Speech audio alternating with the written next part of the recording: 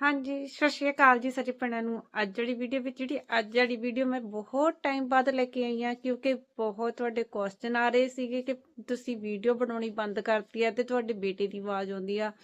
देखो भैणों, मैं तुहानूं दसदा कि मेरा एक्सीडेंट हो गया सी, जिहदे करके मैनूं यानी कि 1.5 मंथ थोड़ा मैं सीगी, मेरा फेस दा फ्रैक्चर हो गया सी ਤੇ ਉਹਦੇ ਕਰਕੇ ਆਪਾਂ ਵੀਡੀਓ ਨਹੀਂ ਪਾ ਰਹੇ ਸੀ। ਹੁਣ ਆਪਾਂ ਕੋਸ਼ਿਸ਼ ਕਰਾਂਗੇ ਕੰਟੀਨਿਊ ਵੀਡੀਓ ਬਣਾਉਣ ਦੀ। ਮੈਂ ਤੁਹਾਨੂੰ ਪਹਿਲਾਂ ਮੈਸੇਜ ਸੈਂਡ ਕਰਤਾ ਸੀ ਤੇ ਮੇਰੀ ਜਿਹੜੀ ਆ ਪ੍ਰੋਬਲਮ ਥੋੜੀ ਜੀ ਨਜ਼ਰ ਆ ਰਹੀ ਹੈ। ਤਕਰੀਬਨ ਬਾਬਾ ਜੀ ਦੀ ਮਿਹਰ ਦੇ ਨਾਲ, ਕਿਰਪਾ ਦੇ ਨਾਲ ਮੈਂ ਏਡੀ ਛੇਤੀ ਇੰਪਰੂਵਮੈਂਟ ਹੋਈ ਆ ਬਾਡੀ 'ਚ।